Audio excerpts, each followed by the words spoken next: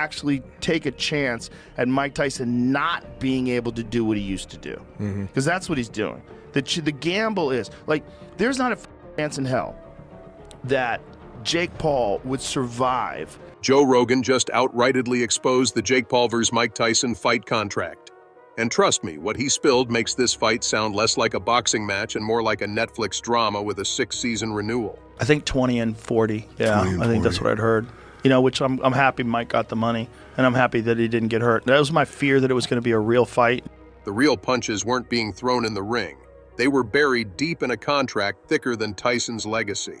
Every jab, duck, and stare down might have been choreographed with more precision than a Broadway musical. He's fighting big money fights and fights. It almost seems like that he's like for sure gonna win to keep his record nice, which is like this last guy was apparently. Seriously, how did a 57-year-old Mike Tyson end up trading punches with a 27-year-old Jake Paul in the first place? Watching that fight felt less like a sporting event and more like front-row seats to a high-budget circus.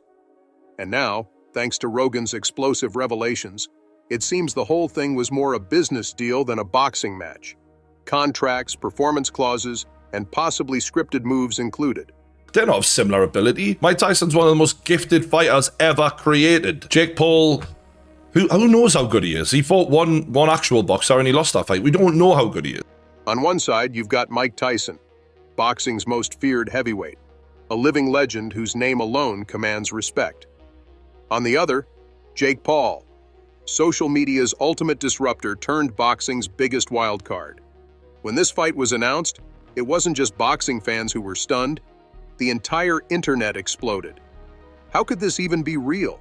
Jake Paul is fighting Mike Tyson, and I gotta know, you know, like he's a lot younger, he's half his age, and he's training around the clock for the last few years.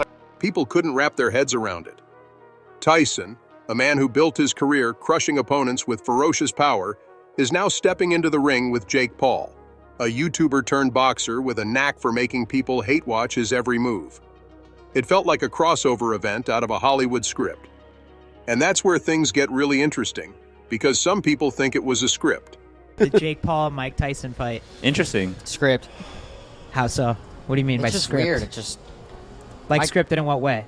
no, I don't know. I actually really like Jake Paul. It just seems so it's odd, bro. When whispers of a so-called fight script started circulating, it added a whole new layer of chaos. According to the alleged leak, the fight's outcome had been predetermined, complete with specific punches, dramatic knockdowns, and a Hollywood-worthy finale. The idea sounded too crazy to believe, until you looked closer. Joe Rogan, who's no stranger to combat sports conspiracy theories, didn't hold back. He dissected the fight with brutal honesty, calling out moments that felt more like a choreographed action scene than a legitimate boxing match. His take? If there was a script, they sure stuck to it in some suspiciously accurate ways. No, I don't know. I actually really like Jake Paul. It just seems so it's odd, bro. The timing. It's a timing. I mean, He it's fights obviously two- odd. No, he fights two no-names, beats them both. Well, and the whole then- Jake Paul thing is like, But this wasn't the first time celebrity boxing faced accusations of being more WWE than WBC. Jake Paul's fights have been magnets for controversy, with past opponents suggesting fight fixing and weird contract clauses. And Tyson, despite his legendary status, isn't new to business-savvy decisions either. Put those two together, and suddenly the fight being scripted doesn't sound so far-fetched.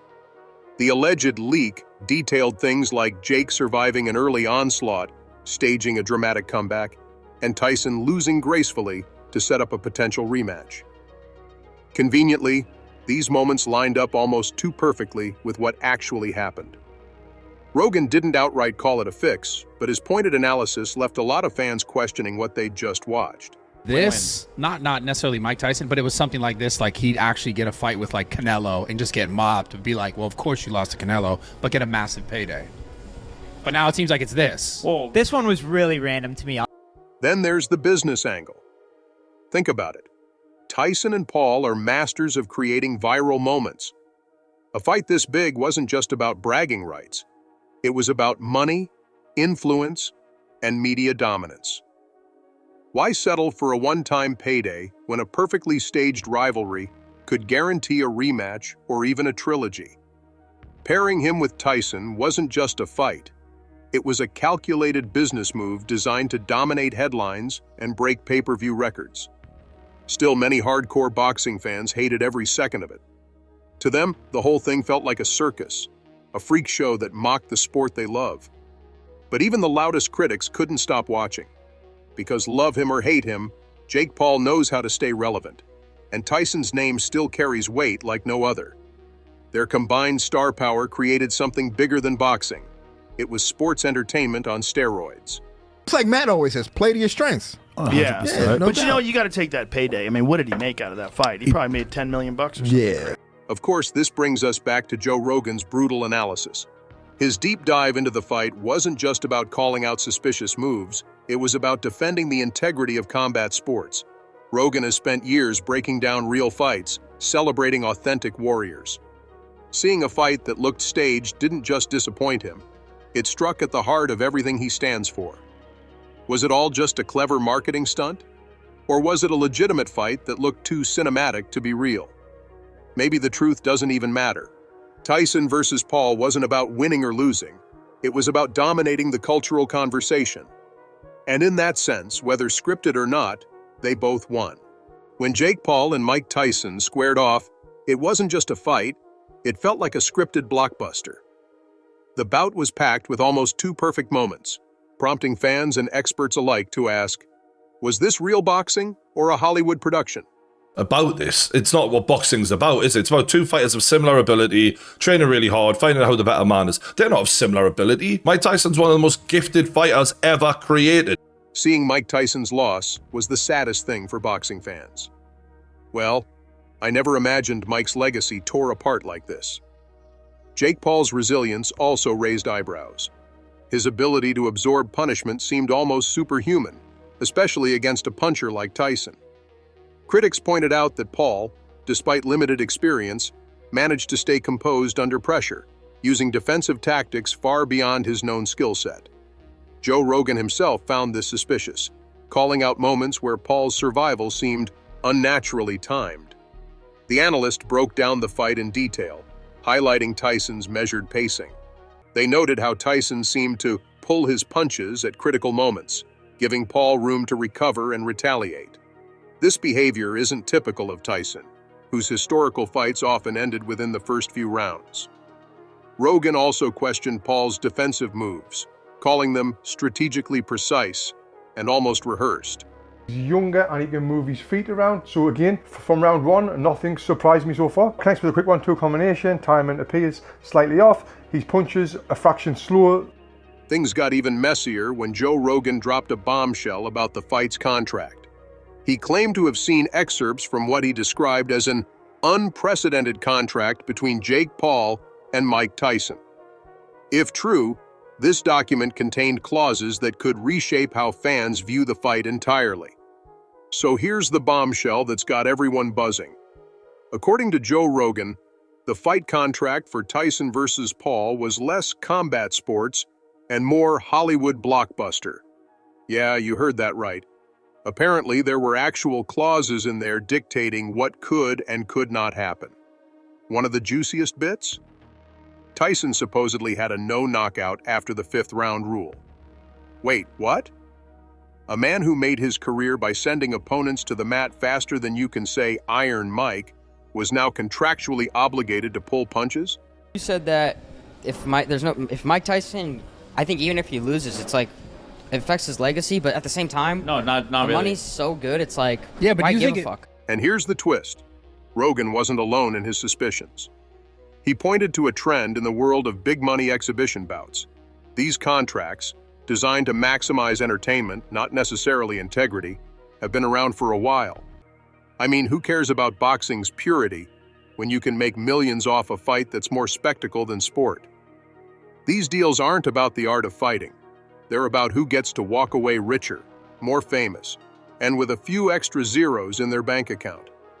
This isn't about boxing. It's about storytelling. It's the kind of thing that makes you go, wait, was this whole thing scripted? but maybe that's just the reality of modern-day sports. I believe that he was making the money he says he's making. Showtime Boxing wouldn't have gone out of business, and Showtime would have made sure they kept paying him. Dana White, known for his zero-filter opinions, went off in classic Dana style. In an interview, he scoffed at the entire idea of fighting with an old guy and doubling down on his belief that celebrity boxing is killing the sport. But let's be real. Jake Paul didn't stumble into the boxing world by accident. His rise has been as carefully plotted as a Hollywood action script, complete with trash talk, call-outs, and headline-grabbing feuds. But is he a real fighter, or just the sport's most brilliant manipulator? Paul started as a YouTuber, pulling pranks and making over-the-top vlogs. But somewhere between launching a merch empire, he decided to reinvent himself as a boxer. To everyone's shock, it worked. His fights became events, generating millions in pay-per-view revenue and making boxing cool. Jake Paul, who knows how good he is? He fought one actual boxer and he lost that fight. We don't know how good he is. That's up to him to prove, because he's certainly not done it last night, has he? So, is Jake Paul a legitimate boxer? A marketing genius? A media manipulator? The answer might be all of the above. He's built a career where every punch, tweet, and call-out serves one ultimate purpose: keeping the world watching and paying. Love him or hate him, you can't deny the hustle. And in today's fight game, that might be the real heavyweight title. Here's the big question. Should legends like Tyson really risk their legacies for these modern spectacles? Is it worth it? Should the greats just hang up their gloves and let the real fighters have their time? And now, for the million-dollar question, what the heck happens now? The Paul-Tyson circus has set a very interesting precedent for future celebrity boxing matches. Joe Rogan has already raised the alarm. He's worried that this could be the beginning of the end for legitimate boxing.